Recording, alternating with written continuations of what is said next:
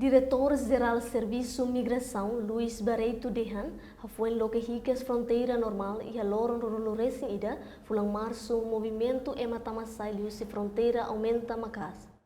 Diretor-Geral Serviço Migração, Superintendente Assistente Luiz Barreto informa idane, foi participa avaliação do Comando Geral PNTL ba Comando Município Sira e Hamumbara Rum Timor Plaza de segunda-feira semana ne. Diretor-Geral Serviço Migração hateteng normalização movimento tamasai fronteira internacional baseia ba decreto lei número sanuluresin rua bara rihun rua ronuluresin rua quando ba funcionamento normal fronteira Sira lor-lorong.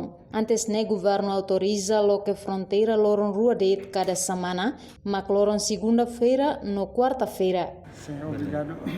Até faz informação para público kata que iha decreto lei deve baka hadia decreto lei nomor 26 2021 ada revisão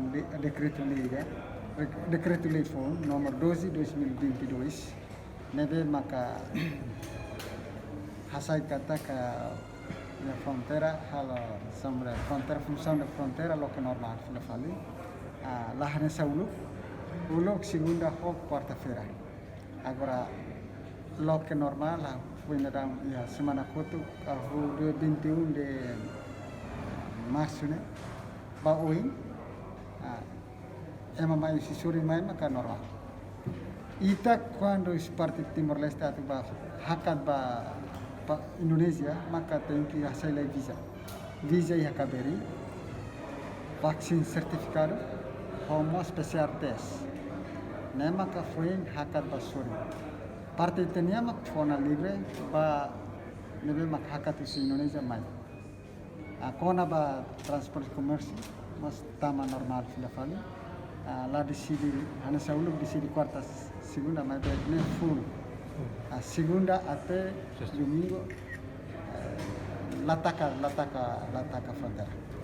Diretor nemo satu tang fronteira hakat fronteira ba Indonesia tem que iha visa husi KBRI certificado vacina completo dalla tolo no PCR-T.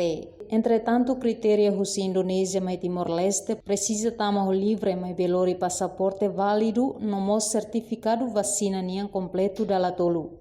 Entretanto, husi dili ba oe kusili husi fronteira conforme criteria husi Indonesia niang tem que foti carta husi Ministério Negócio Estrangeiro, makato carta pedido ba KBRI, mak foti decisão hodifo autorização hakat ba husi dili ba ataputu no ba oe kusi. Reportagem Dirce da Cruz, Televisão Timor Post.